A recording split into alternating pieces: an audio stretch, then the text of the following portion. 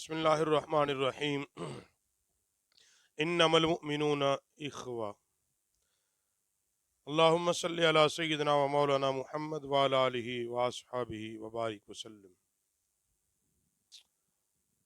پہلا درس جو گزرا امر بالمعروف و نہی عن المنکر کے حوالے سے تھا۔ آج کے درس میں جو باتیں ہیں کہ ہمیں کسی کو کب مشورہ دینا چاہیے اور کس طرح کا مشورہ دینا چاہیے۔ یاد رکھو، اسلام کے حسن میں سے ایک حسن یہ ہے کہ دین نام ہے خیر خواہی کا۔ سب سے پہلے تو یہ بات ذہن میں رکھیں، آپ نے جب کسی کو کوئی مشورہ دینا ہو یا آپ سے کوئی مشورہ مانگے اور آپ اس کو مشورہ دیں تو خیر خواہی کے جذبے سے دیں، ایمانداری کے ساتھ دیں۔ ایک بات یہ ذہن میں رکھیں، کیونکہ اسی بات میں حدیث پاک کا مفہوم ہے کہ کوئی تم سے مشورہ مانگے تو تمہارے ذمے ہے کہ اس کو ایمانداری سے مشورہ دو۔ یعنی آپ کو دو طریقے ہیں، ایک تو یہ ہے کہ آپ مشورہ دیں اور آپ سمجھتے ہیں کہ میرا مشورہ اس کے لیے سود مند ہے، جس بات پہ وہ مشورہ مانگ رہا ہے آپ کو علم ہے، آپ کو تجربہ ہے، دے دیں۔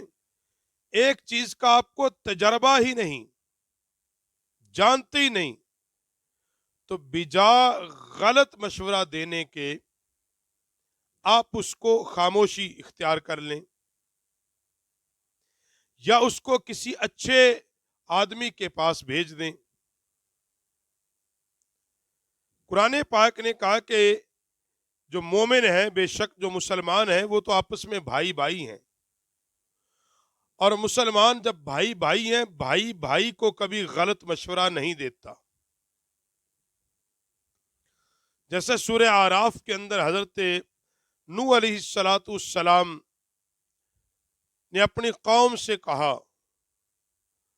فرمایا کہ تمہاری خیر خواہی کرتا ہوں۔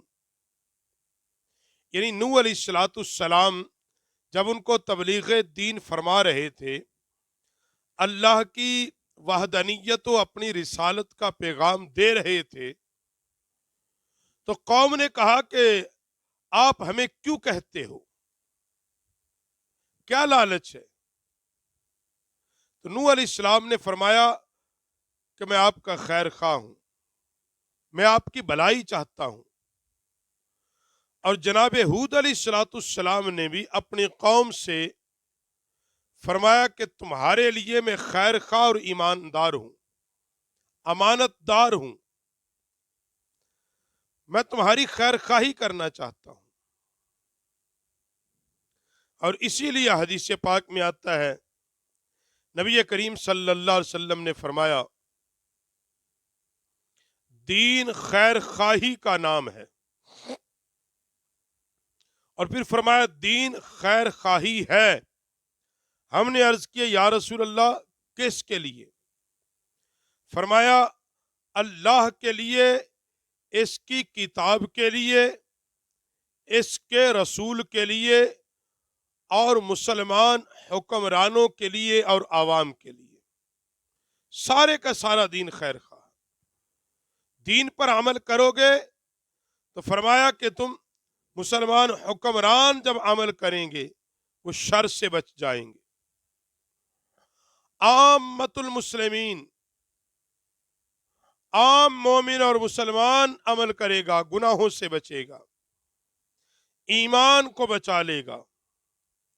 اور دوسری حدیث پاک کے اندر حضرت جریر بن عبداللہ رضی اللہ تعالیٰ عنہ سے روایت ہے کہ میں نے رسول اللہ صلی اللہ علیہ وسلم سے نماز قائم کرنے، زکوٰۃ ادا کرنے، ہر مسلمان سے خیر خواہی کرنے پر بیعت کی۔ رسول اللہ نے مجھ سے بیعت لی کہ تم مسلمانوں کی خیر خواہی کرو گے۔ اب خیر خواہی کیا ہے؟ آپ ایسا مشورہ دیں کہ اس کو دنیاوی فائدہ ہو جائے، یہ بھی خیر خواہی ہے۔ ایک آدمی ایمان اور دین کے قریب نہیں تھا، آپ اس کو دین کے قریب کرتے ہیں، یہ آپ کی اس کے لیے خیر خواہی ہے۔ عام سادہ لفظوں میں کسی کو دنیا اور آخرت کے نقصان اور خسارے سے بچانے کا اگر آپ سبب بن جائیں تو آپ اس کے لیے خیر خواہ ہیں، اور اسی کا نام خیر خواہی ہے کہ آپ کی وجہ سے کسی کا نقصان نہیں ہونا چاہیے، فائدہ ہونا چاہیے، بھلا ہونا چاہیے، کیونکہ بہترین ہے وہ انسان جو لوگوں کے لیے نفع بخش بن جائے۔ نفع بخش بنو، نقصان دہ نہ بنو، خیر خواہ بنو، بدخواہ نہ بنو۔ ہمیشہ کسی کے لیے برا گمان نہ کرو، اچھا گمان کرو۔ کسی کے پیٹھ کے پیچھے چغلی اور غیبت نہ کرو، اس کی اچھائی بیان کرو۔ کسی کا کبھی برا نہ چاہو کہ اس کے کاروبار میں نقصان ہو جائے، گھر اجڑ جائے، نہیں، ہمیشہ اس کو جب مشورہ دو، گھر کے اکٹھے رہنے کا دو، بہتری کا دو، اچھی مجلس کا دو، اچھی بات کا دو، اور ہر مسلمان سے خیر خواہی پر حضور بیعت کرتے کہ تم اپنے بھائیوں کے ساتھ خیر خواہی کرو گے۔ حضرت انس سے کہ نبی کریم صلی اللہ علیہ وسلم نے فرمایا، تم میں سے کوئی اس وقت تک صاحب ایمان نہ ہوگا جب تک اپنے بھائی کے لیے وہ ناپسند کرے جو اپنے لیے پسند کرتا ہے۔ کامل مومن نہیں تم ہو سکتے اس وقت تک جب تک اپنے مسلمان بھائی کے لیے وہ کچھ پسند نہ کرو جو تم اپنے لیے پسند کرتے ہو۔ اس ایک حدیث کو آپ پڑھ لیں اور اس میں اتر جائیں گہرائی کے اندر، یاد رکھو معاشرے سے برائیاں ختم ہو جائیں گی۔ نبی پاک صلی اللہ علیہ وسلم نے فرمایا، اس وقت تک کوئی صاحب ایمان نہیں ہوگا جب تک اپنے بھائی کے لیے وہ پسند نہ کرے جو اپنے لیے کرتا ہے۔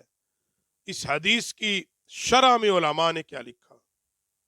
فرمایا یہاں تک کہ لباس کا معاملہ، جب اپنے کسی بھائی کو لباس دینا ہو لے کے، تو وہی لباس پسند کرو جو خود پہنتے ہو، وہی کھانا اس کے لیے پسند کرو جو خود کھاتے ہو۔ اور آج کے جدید معاشرے میں کسی کی بہن اور بیٹی کو بد نگاہی سے تم دیکھتے ہو، کیا تم یہ پسند کرتے ہو تیری بیوی کو، تیری بہن کو، تیری بیٹی کو کوئی نظر بد سے دیکھے؟ جب تم پسند نہیں کرتے تم کیوں کسی کو دیکھتے ہو؟ وہ بھی تو کسی کی بہن اور بیٹی ہے نا، کسی کی بیوی ہے نا۔ کیا تم یہ سمجھتے یہ تم توقع رکھتے ہو کہ لوگ تمہارے بارے میں بدگمانی کرے؟ تم کہتے ہو میرے لیے اچھا گمان رکھیں، تو کیوں کسی کے لیے بدگمانی کرتا ہے؟ تو کیا چاہتا تیرے ساتھ کوئی دھوکہ، فراڈ، دغا بازی، تجھے چیزوں میں ملاوٹ کر کے کوئی بیچے؟ نہیں پسند؟ پھر تو کیوں چیزوں میں ملاوٹ کر کے بیچتا ہے بھائی؟ وہ تیرا مسلمان بھائی ہے، تو اس کے ساتھ دھوکہ کیوں کرتا ہے؟ تو جب نہیں چاہتا تیرے پیسے پر، تیری جائیداد پر کوئی قبضہ کرے، تو اپنے مسلمان بھائی کے ساتھ کیوں کرتا ہے؟ یہ ایک حدیث کو آپ کھولنا شروع کر دیں، کیونکہ جامع الکلام میرے نبی تھے۔ چند جملوں میں میرے کریم نبی علیہ الصلوۃ والسلام نے ایک کائنات کو سمو دیا ہے۔ اس لیے دین اسلام جس کو ہم مانتے ہیں، وہ سارے کا سارا دین خیر خواہی پر مبنی ہے، بھلائی پر مبنی ہے، بھوکھوں کو کھانا کھلانے پر مبنی ہے، پیاسوں کو پانی پلانے پر۔ انسان تو انسان اسلام اور دین محمدی صلی اللہ علیہ وسلم تو ہمیں جانوروں کے ساتھ خیر خواہی کا جذبہ دیتا ہے، یہاں تک کہ اگر تم کسی بندے کو گناہوں سے روکنے میں کامیاب ہو گئے، تم ان کے خیر خواہ ہو، کسی ظالم کا ہاتھ ظلم کرنے سے روک دیا تم اس کے خیر خواہ ہو، کسی مظلوم پر ظلم ہونے سے بچا لیا تم اس کے خیر خواہ ہو، کسی حکمرانوں کو علماء جب مشورہ دیں اس میں صرف ایک چیز ہو، وہ کیا ہو؟ خیر خواہی کا جذبہ ہو، خیر خواہی کے لیے ان کے پاس جائیں اگر جانا ہے، تبلیغ دین کرنی خیر خواہی کے جذبے سے۔ جب یہ جذبہ ہمارے اندر جذبہ خیر خواہی آ جائے گا، ہم کامل ترین مومن بن جائیں گے۔